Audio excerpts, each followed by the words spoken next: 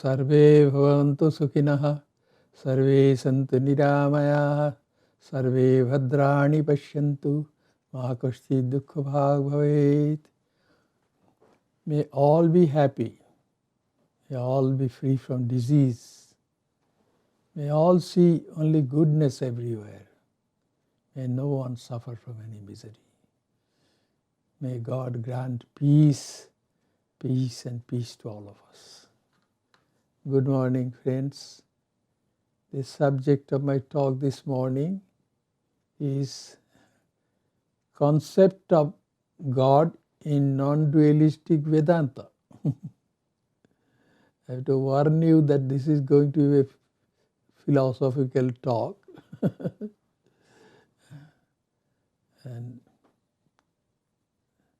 such talks are often sleep-inducing or soporific. So, now let me tell you what is meant by Vedanta. Vedanta means end of all knowledge.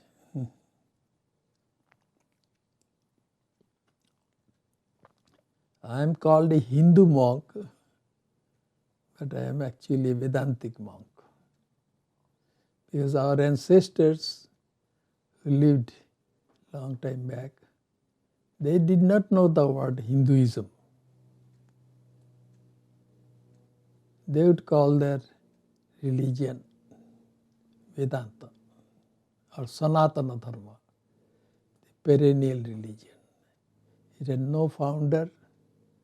Many saints and sages with their highly purified minds were able to know certain spiritual truths, and those truths are eventually accommodated in a book called the Veda. Veda means knowledge. So our ancestors did not know the word Hinduism. But some people, and we belong to the Aryan race also. The word Aryan means noble. In Sanskrit it is called Arya. Aryan is the English version. So Arya. So they would think that they were supposed to be noble people. So they belong to a certain group of humanity, and that group spread far and wide almost all over Asia.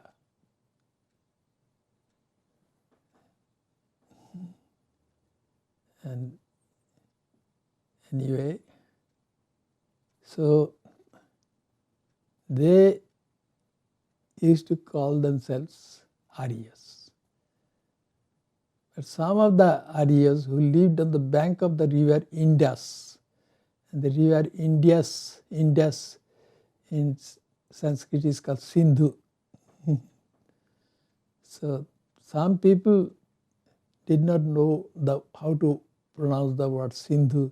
They would pronounce Sa as Ha. So they started calling these people Hindus.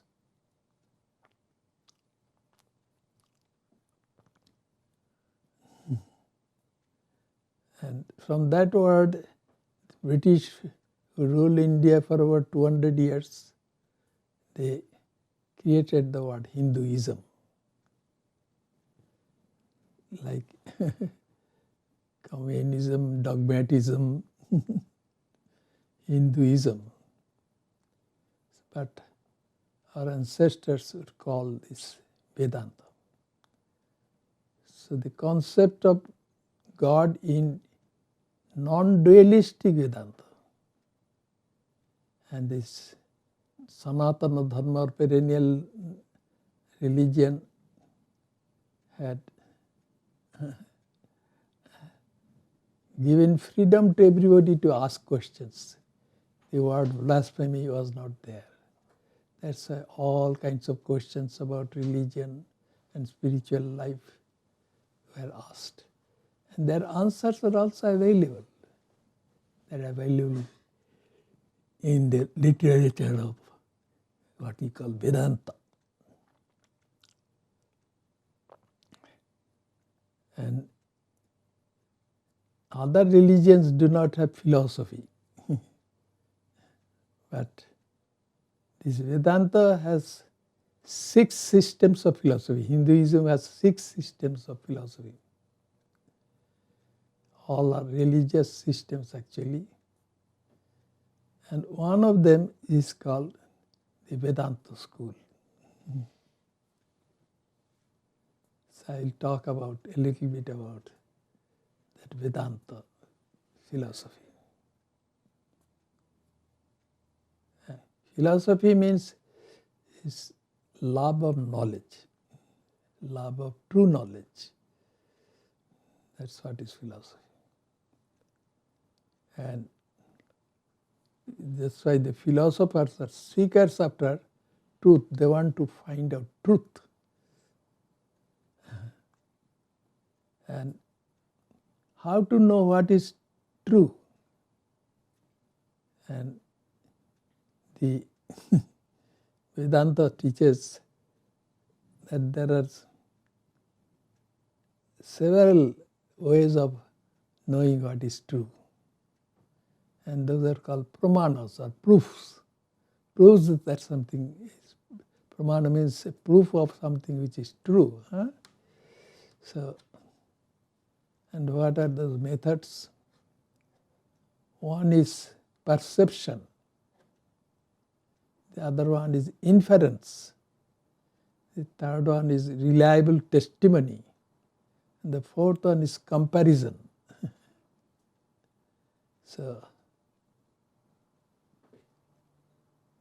these are the methods by which we can prove that something is true. Perception. When I am looking at the distant mountain, then I can see that the mountain is covered by trees. Covered by trees, green trees. I am perceiving those things, so that's why I know that what I am seeing is true. Then I suddenly see smoke coming out of the mountain. Through the trees, the smoke is coming up. Then I know, that also I know to be true because I am perceiving the smoke. Then I know something which I don't perceive. What is that? That is, there is fire on that mountain. Because smoke and fire, they have invariable relationship between them. Wherever there is smoke, there should be fire.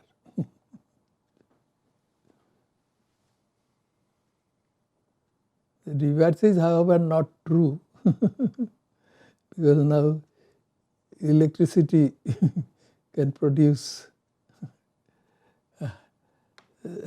some, they can be used in electric stoves, and that is fire because you can heat water on that.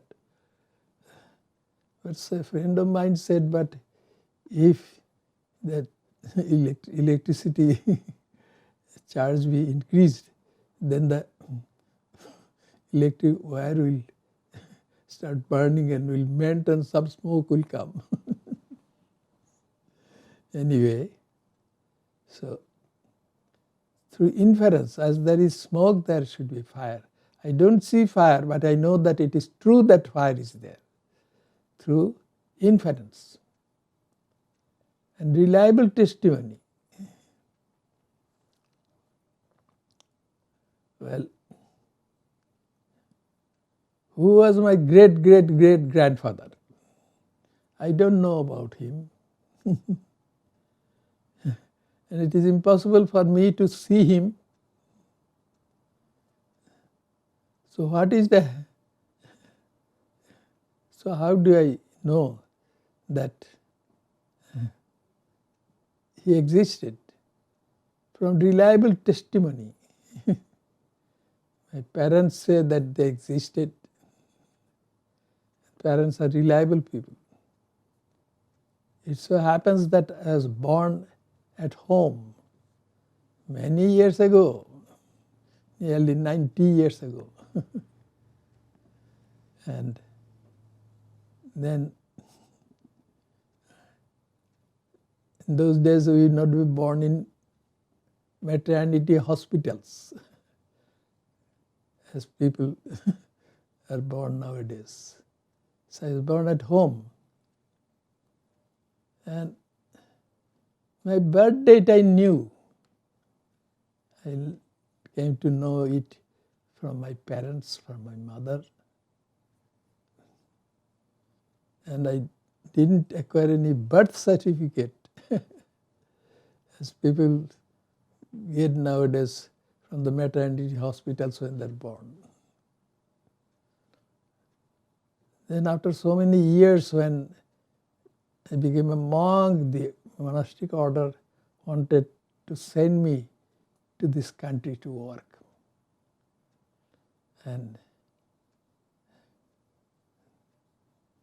the American embassy didn't want to give me my visa because they wanted the proof of my age. So what is the proof? Eventually I had to request my mother, who was living in Benares, to give her testimony, because that's what would be considered reliable testimony by the US Embassy in Calcutta.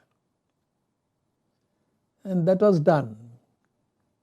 A magistrate was invited there by my mother, and then my mother said when I was born, and then the magistrate testified it and sent that message to us.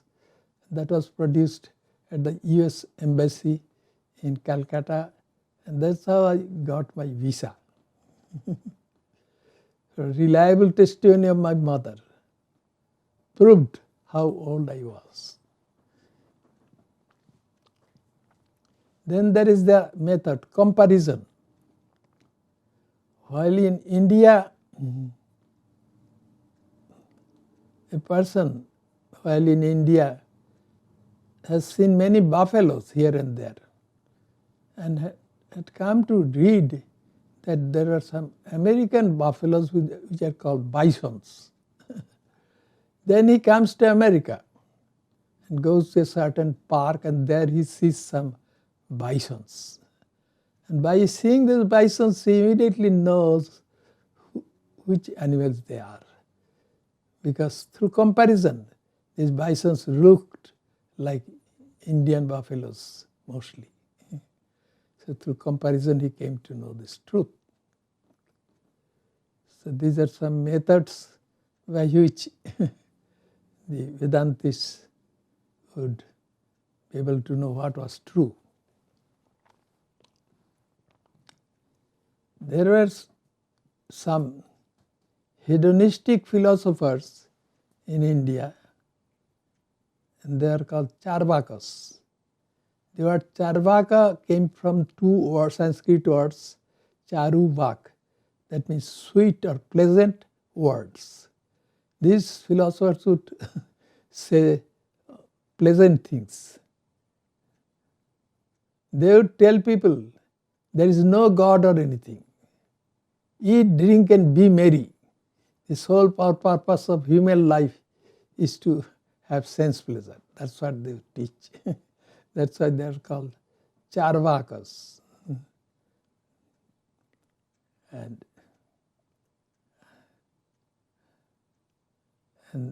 so this, according to them, the sole purpose of human life was to have sense and enjoyment, sense pleasure and enjoyment. There is a story about one such Charvaka philosopher. He went to a certain village and he gave his discourse to prove that there was no God. So one should eat, drink and be merry. And one should try to have enjoyment through senses. All these things he said. And after his talk was over, a young boy came to him and saluted him. Then the Charvaka philosopher asked that boy, "What is your name?" As is the custom in India. "What is your name? What's the name of your father?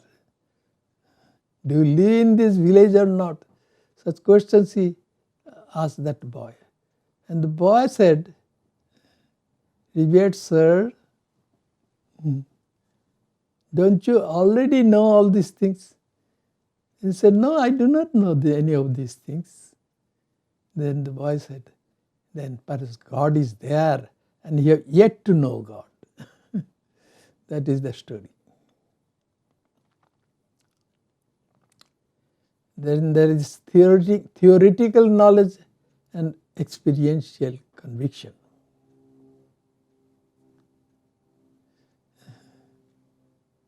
We may have heard something, but we should experience it.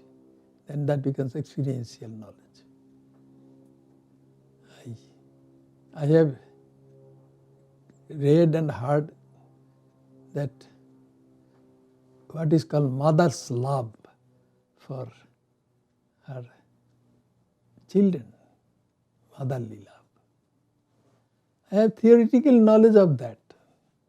And as a recipient of motherly love, I have some idea about what it is. But how the mother feels for her children, that is not possible for me to know.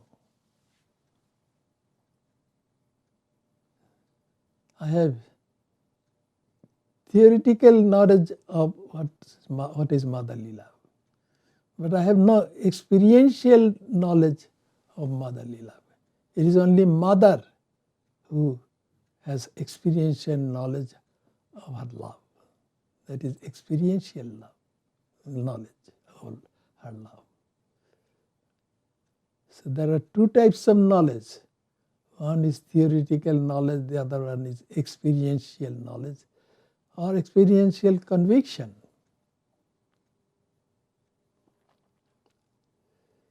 There are some people who have heard of God, they have theoretical knowledge of God. But are there people who have experiential knowledge of God? Yes, that's what our tradition says. There are some very rare people who are able to transform their minds into very superior minds. And it is called pure minds. And with those minds, they experienced divinity. That experiential knowledge of divinity. And their testimony about the existence of God will be considered reliable testimony.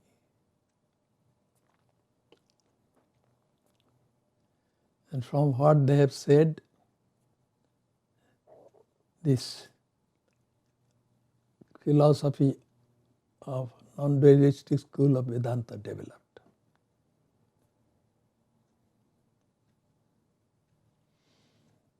They taught that Brahman or divinity is beyond time, space and causation. Beyond time, space and causation. And Brahman alone is real. Ekam eva advitiyam. There is no two there, only Brahman exists. And Brahman is beyond time, space and causation. Brahman means God, divinity. Therefore Brahman is eternity, infinity, and Brahman is beyond action. God is beyond action. So, then who has created this world? This question naturally arises. Who has created this world? there must be a creator, and we are in this created world. Who created us? Who is the creator?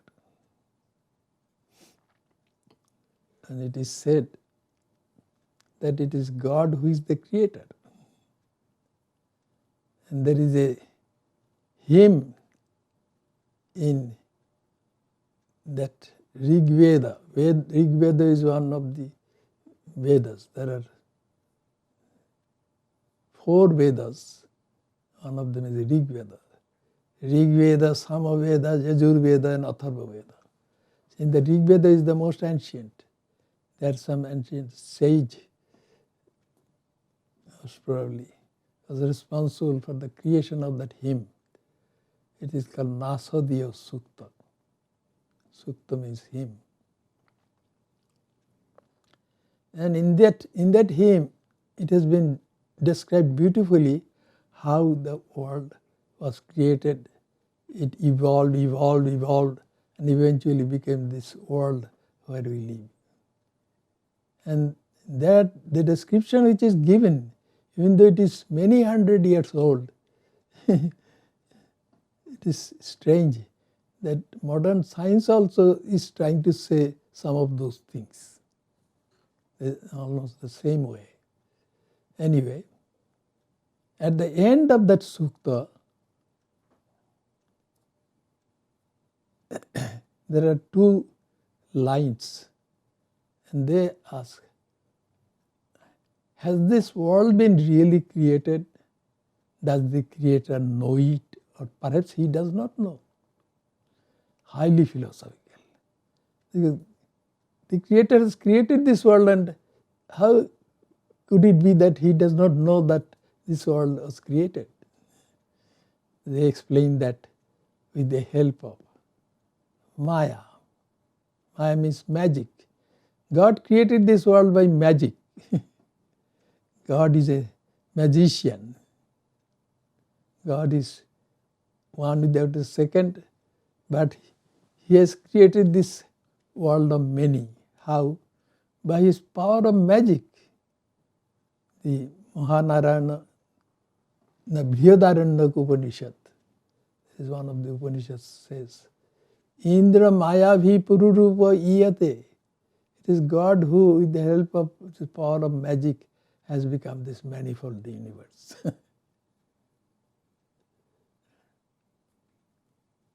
So think of me as a mass hypnotist, and you are all seated around me. Then I tell you, I hypnotize you all. Then I tell you, look at this tiger sitting near my feet.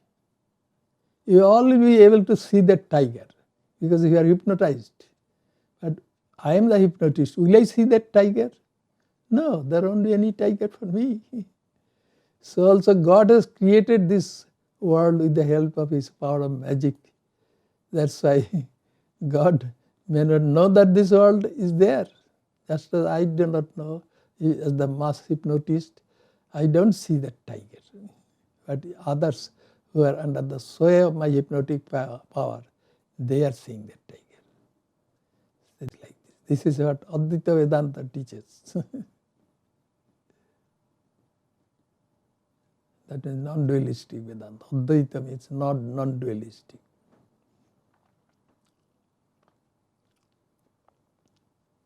Then again, there are some great sentences in Vedanta or in our tradition. They are called Mahavakyas. And all of them teach that everything is divinity. Tattamasi, you are divinity. Aham Brahmasmi, I am divinity. Ayam Atma Brahma, that what I call the soul, that is also divinity. And Prajnanam Brahma, the supreme truth is divinity.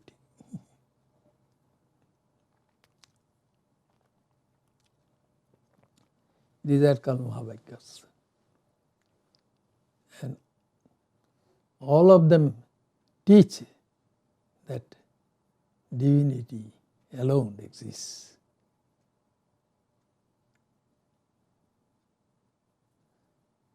But if we are divine, why don't you know that we are divine? One person once came to the divine incarnation, Sri Ramakrishna, and said, "Revered sir, the scriptures say that I am divine, but why do I not know it? Why do I not know that I am God?"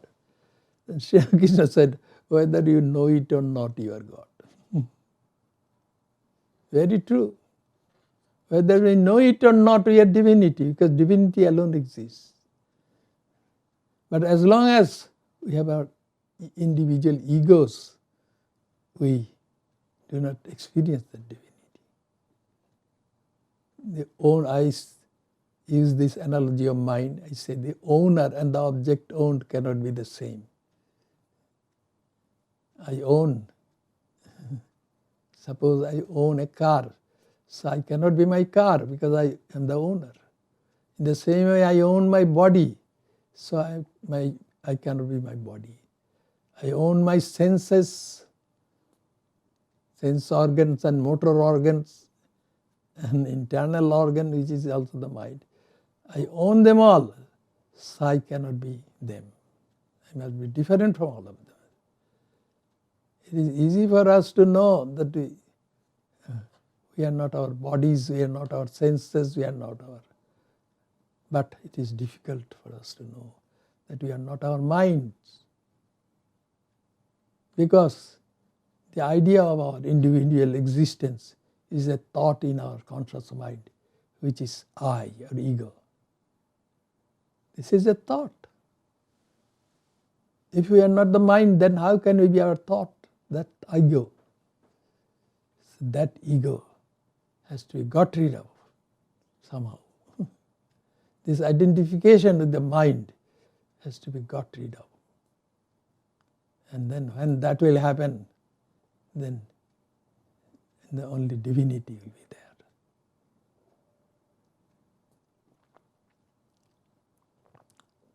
One great scholar, Sridhara Swami, used to use an analogy, the analogy of the ocean and the waves. Every wave has its form. These forms are like the minds of people. Their forms. And their ego is creating that form. And if the ego disappears, then the waves will disappear. And what will remain is the infinite ocean. That is the analogy of Sridhara Swami.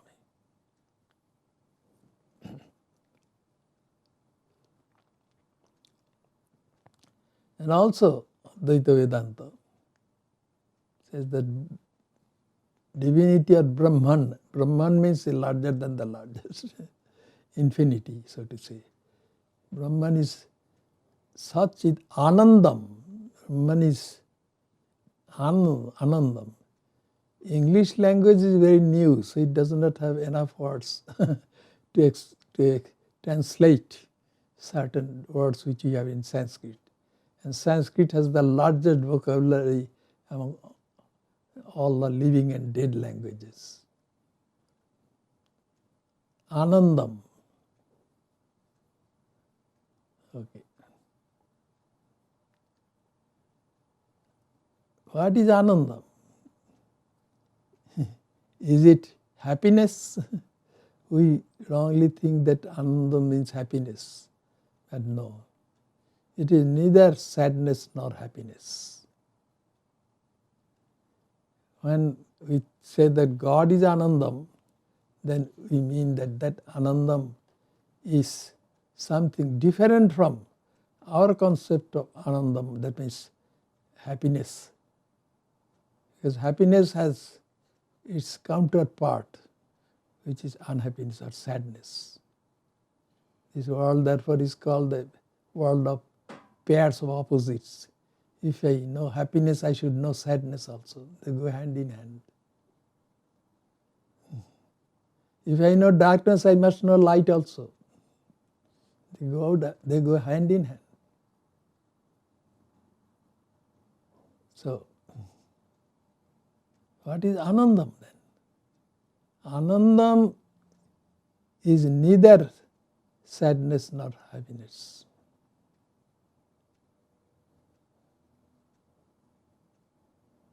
Happiness is sukham. Sadness is dukkha. It is neither that. It is like a state of relief from some suffering. A person, let me suppose, is suffering from a severe headache. He takes 2 painkillers, and after 1 hour his headache is gone. So when he had his headache, he was suffering. Now is he enjoying? No. It is neither a state of enjoyment nor is it a state of suffering. It is a relief from both. So also Anandam is like that relief. Brahman is Anandam. Satchit Anandam. Brahman is supreme knowledge. Brahman alone exists. And Brahman is also Anandam.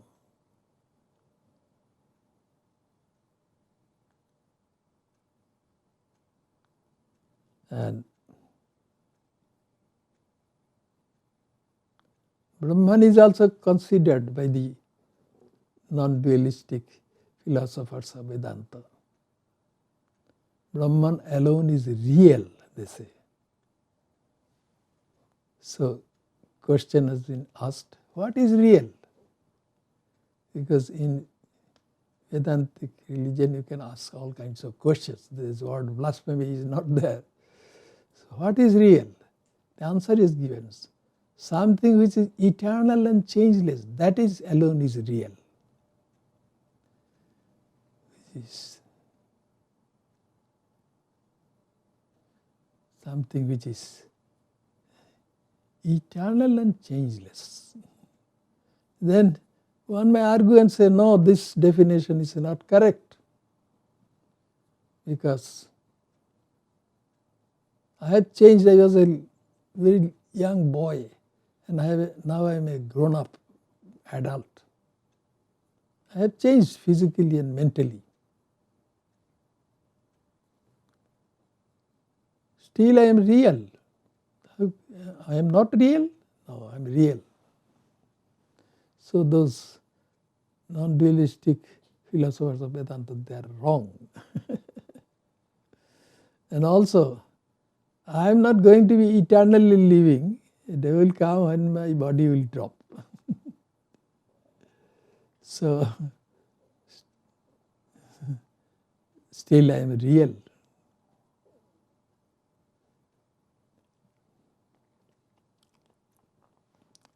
Then the Advaitin philosopher will say, okay, consider, you also judge reality by using this definition of reality. That is, something which is real has to be changeless and has to be eternal. Suppose you are seeing a creature which changes its form 5 seconds, every 5 seconds.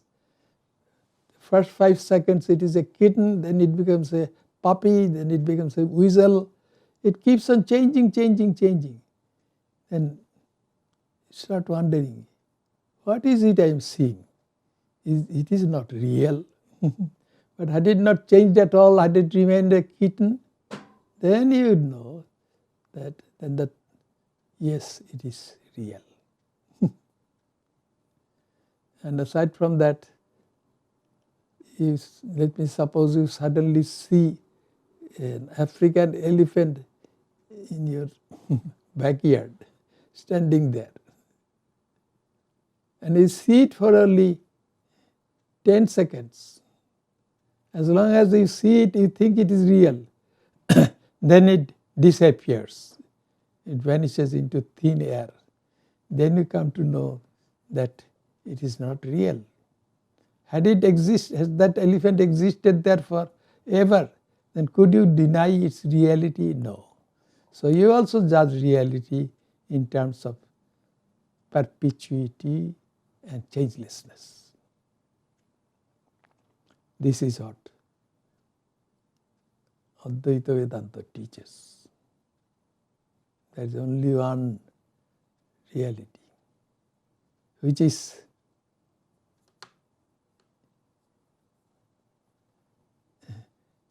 divinity beyond time, space and causation. Oh, asato ma sadgamaya, tamaso ma jyotirgamaya, mrityorma amritam gamaya. Om Shanti Shanti Shanti Hari Om Tat Sat. O God, please take me to real from what is unreal. Please take me from ignorance to the knowledge of divinity, and take me beyond mortality to immortality. Om, peace, peace, peace. Thank you all.